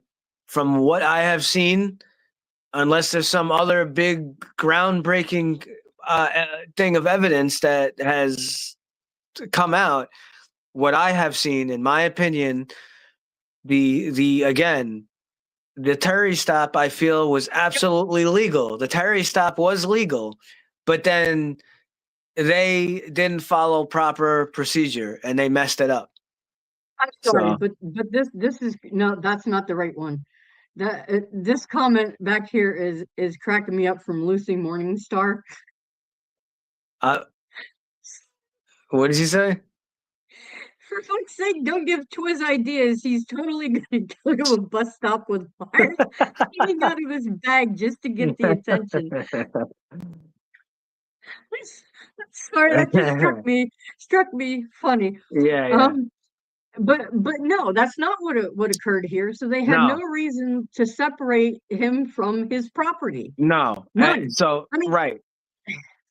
So I, what would I allow them? So what would allow them to go through? What would allow them to go through the bag would be if it was a lawful arrest, they would have to inventory all of the contents of the bag of his bag because it's his property, right?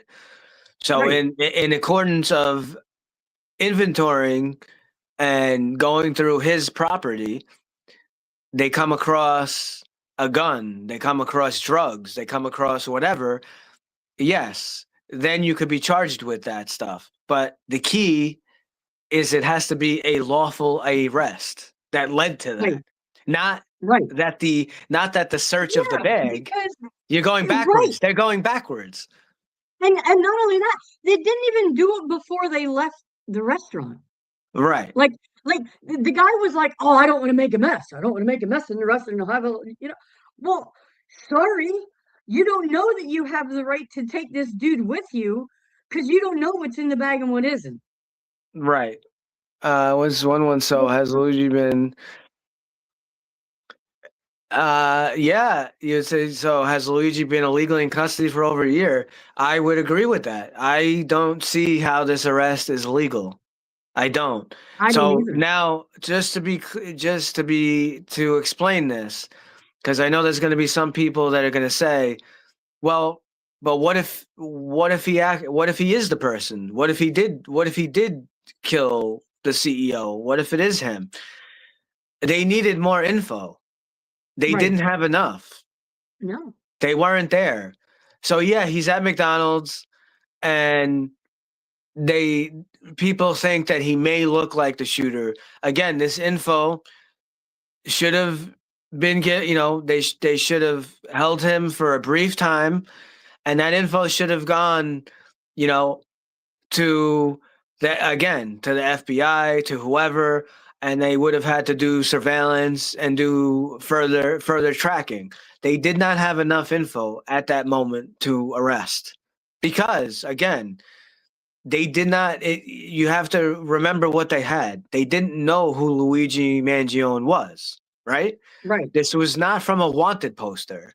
They're No. saying, oh, they think he matches the description of the person on the video. That is not Right. the same as saying Luigi Mangione is wanted for robbery. This is what Right. he looks like. That would be a different. That would be completely different. They were unaware of who he was. They didn't know his name. This, yeah, you know. So again, the Terry stop, I feel, was adequate, was legal, but then they went off the side rails and they didn't know how to handle it. So when they get to the point of, so the question earlier about his going through his bag and stuff like that, and the other officer saying, "Oh, you should give him, you should do Miranda warnings." Yeah, because now, you know, it's you're gonna ask certain questions and whatnot, and you're taking his property. I mean, you're Right. at an arrest situation there by Right. going through that bag. Going through that bag, you jumped to in PA. You jumped to that level 3. He's at an arrest point. Whether Right. whether he's in handcuffs at that moment or not Right. doesn't matter. And Once you start going through the bag, you've got to arrest at that point. To me, I just, and now you got the whole federal thing, which oh yeah, now, okay, this is me. If I'm the judge, I could give a shit less about the federal government. If I knew as a judge that the arrest in another state was illegal, I'd be on the phone to that PA judge going, do the right fucking thing here. Do the right thing, rule on the freaking thing. Now I right. can't tell, make the judge do it or anything but from one judge to another, I mean, I know. I know. I'd be like, you need to, step up to Right, the and plate again, and do right. the right thing. And let's be clear. Let's be clear here.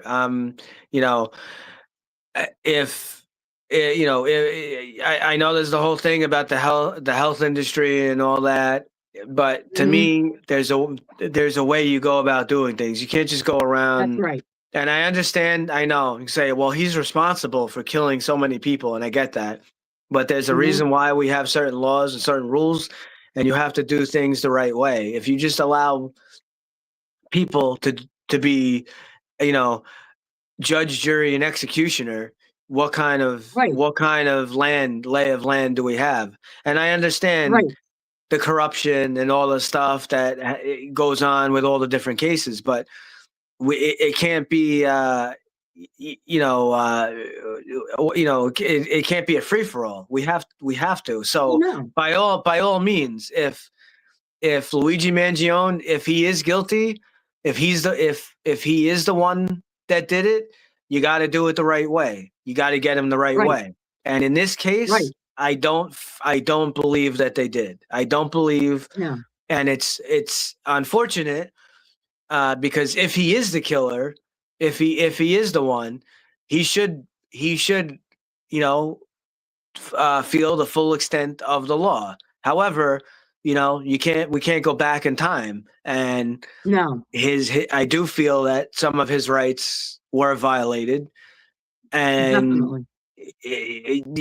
I know people look at it and they're like, what? So you mean to tell me a killer should be set free if it means to set a standard of the law that, and I have 22. I'm still an active police officer. You have to follow the law. Things have to be done the right way. I try, when I train new officers, this is some of this stuff with the legal bulletins and very specific, like Terry stops and whatnot. I try to really like beat it down there, beat it into their head. This stuff is extremely important on how you Mhm. articulate and the order and the time of how you do things. So it's extremely important. Right. So, and this is one of the, I know DA goes over this a lot, this question, Yeah. what do you do when protesting doesn't work? What do you do when petitions don't work? What do you do when you are feeling ignored? Because, and that's why I hope, Lee's absolutely right. I hope and pray in a way.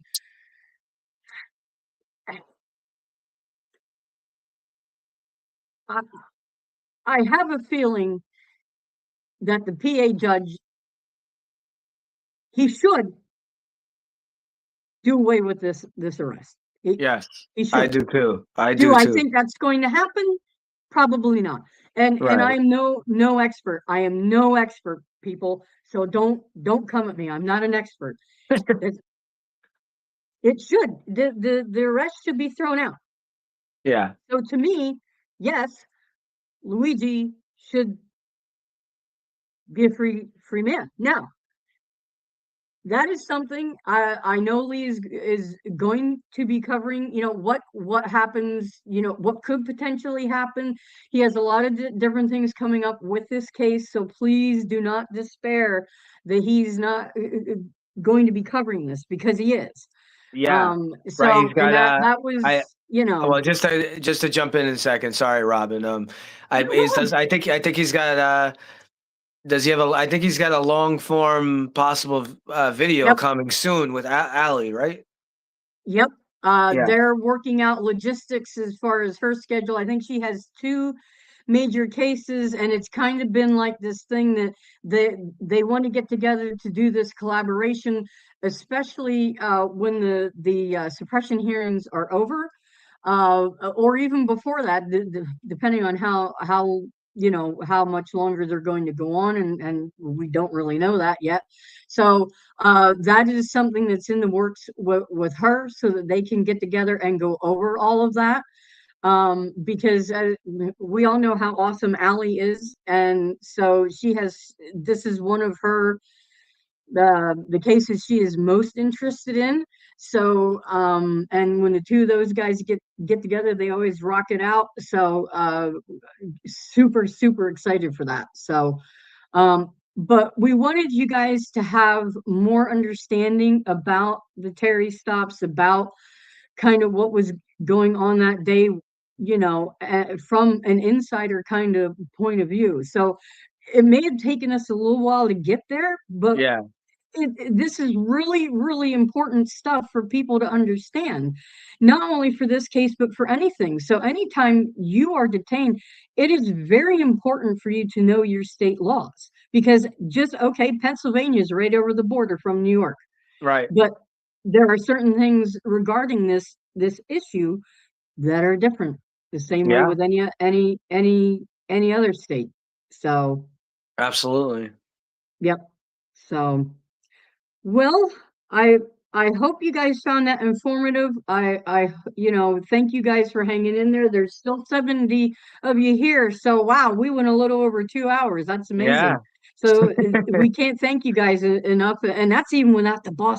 Don't tell him, he'll get upset. No, just why are you guys on the road for 2 hours? No, I'm just kidding. Just kidding. So, but thank you guys so much for hanging out with us. Did you have any parting thoughts, one?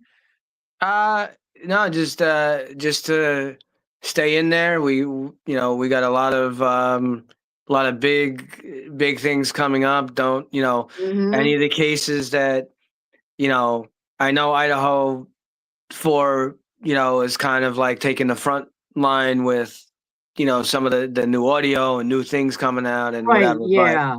But don't forget, we got Mickey Steins, we're covering stuff on Charlie Kirk. We covered the list. Right. The list case is going to be huge. It's going to be Oh, yeah. very big. I Yeah.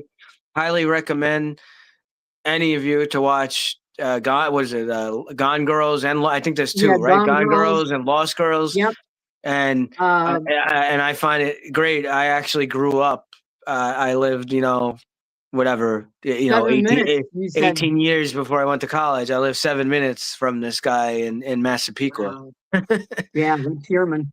Yeah, yeah. So now, speaking of Idaho 4, we are working actively, as many of you know, on getting documents, doing FOIAs and that kind of thing. And so we do have, I put it in the chat, there is a link.